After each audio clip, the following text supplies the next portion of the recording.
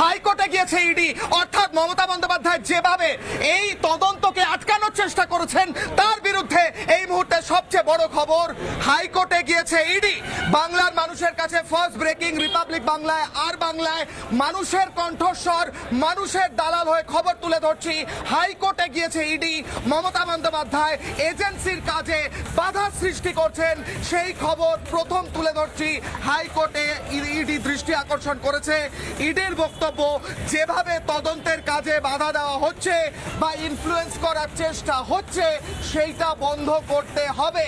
ED চোখের সামনে দিয়ে যেভাবে চেষ্টা করা হচ্ছে সমস্ত নথি নিয়ে চলে যাওয়ার, সমস্ত ফাইল নিয়ে চলে যাওয়ার, তা করতে দেওয়া যাবে না। একটু আগে আমরা দেখেছি মমতা বন্দ্যোপাধ্যায়ের গাড়ির মধ্যে গাদা গাদা ফাইল ঠেসে সেই গাড়ি নিয়ে চলে যাওয়া হয়েছে। সেই ফাইলের মধ্যে কি ছিল মাননীয় মুখ্যমন্ত্রী, আপনাকে প্রশ্ন করেছিলাম আমরা, কেন আপনি ফাইল নিয়ে চলে যাচ্ছেন?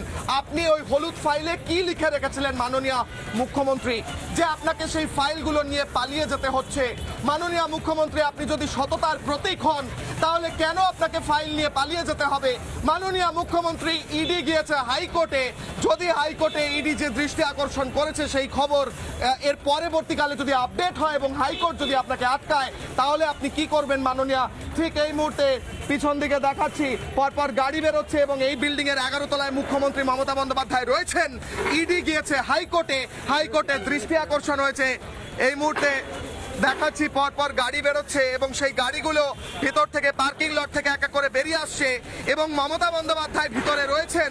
অন্যদিকে প্রতীক জৈন একটু পরে এখানে নিয়ে আসা হবে বলে সূত্রের খবর। অন্যদিকে এখানে ব্যারিকেড লাগানো হয়েছে, কিন্তু দুর্নীতি আর চুরিতে কবে ব্যারিকেড পড়বে? কবে দুর্নীতি আর চুরিতে ব্যারিকেড পড়বে? সন্তু প্রশ্ন, কবে দুর্নীতি আর চুরিতে ব্যারিকেড পড়বে? ব্যারিকেড দিয়ে আর কতদিন আমাদের আটকে রাখা যাবে?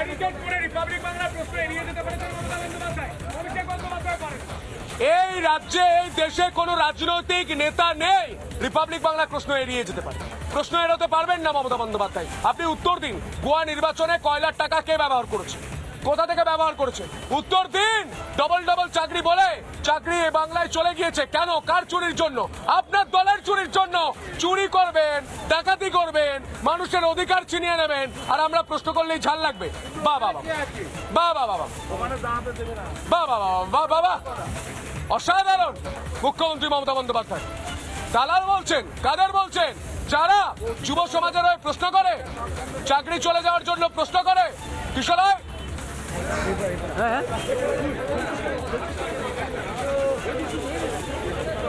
সন্তু, এই মুহূর্তে এখানে একটা মুভমেন্ট হচ্ছে। ব্রেকিং নিউজ একদিকে দিচ্ছি, ইডি হাইকোর্টের দৃষ্টি আকর্ষণ করেছে।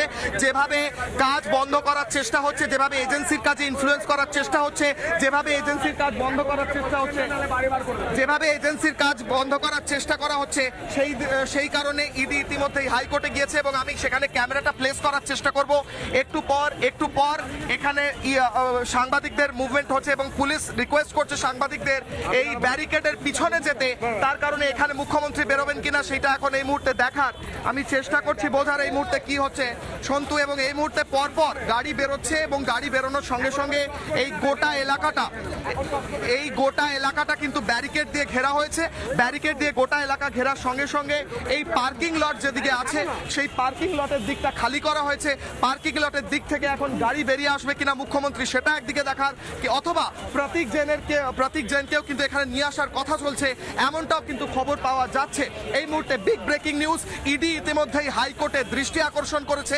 ইডির তরফ থেকে বলা হচ্ছে যে যেভাবে তদন্তের কাজে বাধা সৃষ্টি করা হচ্ছে সেই বাধা যদি বন্ধ না দেওয়া হয় তাহলে তদন্তের অগ্রগতি হবে না।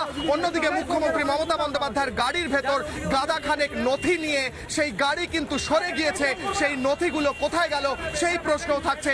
আরো একবার জানাই, পার্কিং লটের সামনে ব্যারিকেড দেওয়া হয়েছে, আমার ঠিক পিছনের জায়গাটা খালি করা হয়েছে, যে জায়গাটায় গোটা এলাকায় কিন্তু পুলিশ মোতায়েন করা হচ্ছে। এখান দিয়ে মুখ্যমন্ত্রীর গাড়ি বেরিয়ে আসবে কিনা সেটাই এখন দেখার।